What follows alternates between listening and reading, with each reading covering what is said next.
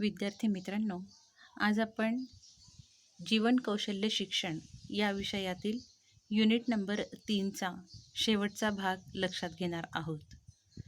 Unit number 3चा चौथा जो भाग आहे त्याचं शीर्षक आहे आंतरव्यक्ती संबंध वाढीसाठी कुटुंबाची भूमिका.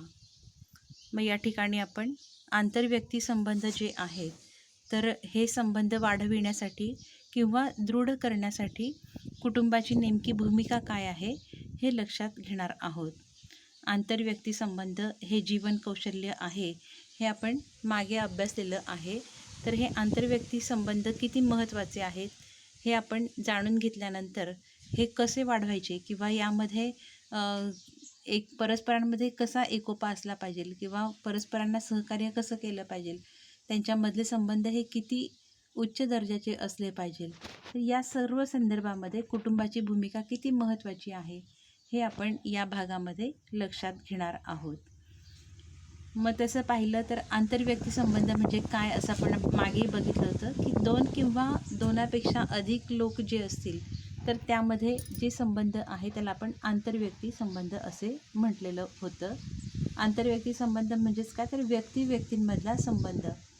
मग एक नाही तर ते दोनापेक्षा जास्त जे काही लोक असतील तर त्यामध्ये जसे संबंध आहेत त्याला आंतरव्यक्ती संबंध असे म्हणतो आपण.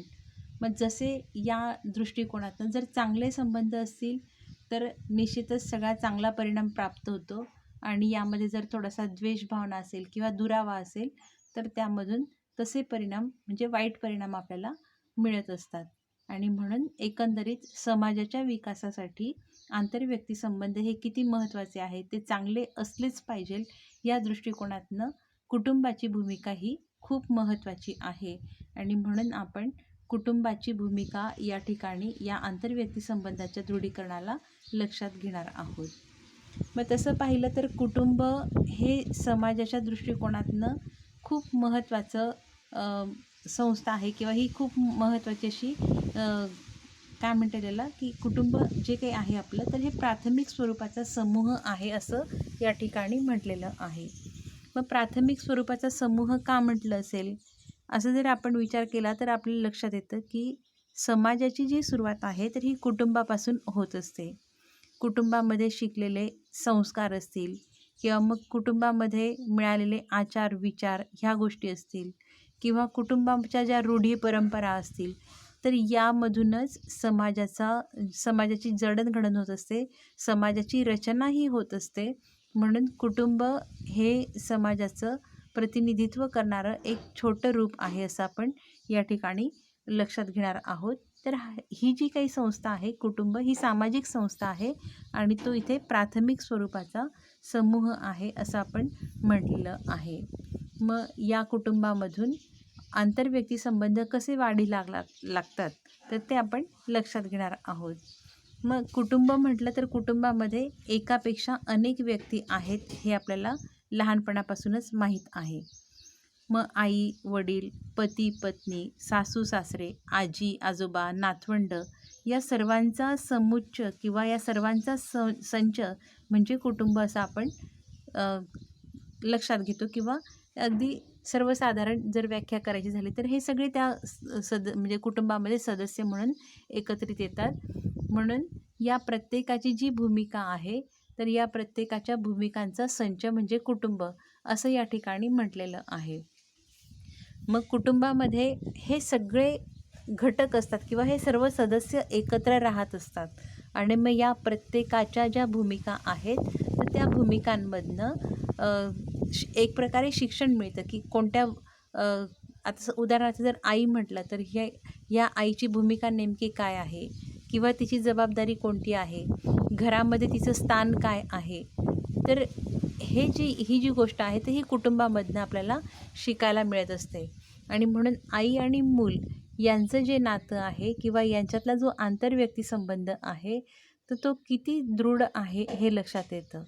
म्हणजे समाजामध्ये वावरताना आपल्याला कुटुंबामधल्या या सर्व भूमिका किंवा यामधून आलेले जे काही आंतरसंबंध आहेत तर ते समाजामध्ये कसे आपण वापरायचे आहेत किंवा त्याचा उपयोग आपण समाजामध्ये कसा करायचा आहे तर हे शिकवत असतं. जसं आता आई आणि मूल यांचं जो आंतरसंबंध आहे, तर याच्यामध्ये अ, कोणत्याही प्रकारची अपेक्षा नसते, कोणत्याही प्रकारचा स्वार्थ नसतो. तर हे आपल्याला काय शिकवतं, की आंतरसंबंधामध्ये आपण असे संबंध प्रस्थापित केले पाहिजे, की त्यामध्ये कोणत्याही प्रकारची आपल्याला अपेक्षा करणं हे चुकीचं आहे. ज्याप्रमाणे आई आपल्याला सर्व गोष्टी अगदी सहजतेने निस्वार्थपणे देत असते, तसं आपणही जर आईसारख्या एखाद्या व्यक्तीला निस्वार्थपणे जर देत गेलो, तर ते कुठेतरी आपण मुक्त होऊ असं आपण म्हणतो. तर मग ह्या दृष्टिकोनातनं हे हे जे काही संबंध आहे, तर हे आपल्याला म्हणजे म्हणजे आंतरव्यक्ती संबंध जे आहे, तर हे विकसित होण्यासाठी ही भूमिका खूप महत्त्वाची आहे. तसंच वडील हे जे असतात, तर यांचं हे कर्तव्यदक्ष असतात. घरामध्ये आर्थिक स्रोत पुरविण्याचं एकमेव उदाहरण म्हणजे वडील. मग वडील जरी घरामध्ये फार वेळ देत नसले तरी पण त्याचे आणि मुलांचे जे संबंध आहेत, तर त्यामध्ये सुद्धा आदर आहे, सन्मान आहे किंवा जबाबदारीने वागण्याची वृत्ती आहे.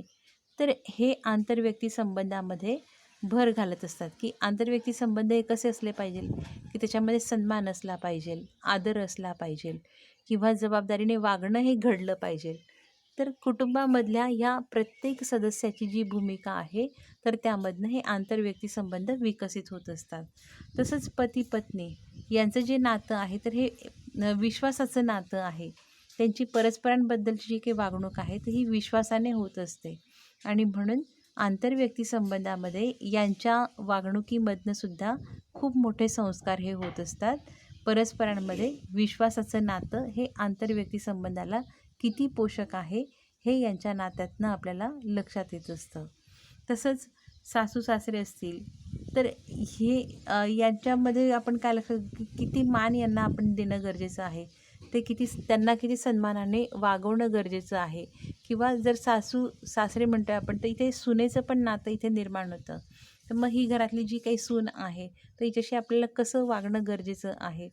जे आपण काय बघतोय, की समाजामध्ये अशा हर प्रकारचे नाते आपल्याला सापडतील, तर त्याच्याशी आपल्याला आंतरसंबंध कसे निर्माण करायचे आहेत.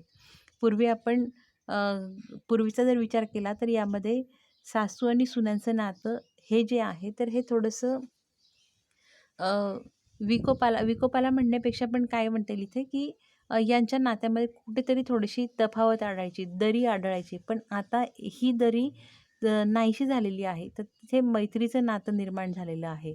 म्हणजे या नात्यांमधनं आपल्याला आंतरव्यक्ती संबंध कसे जोपासायचे हे लक्षात येतं.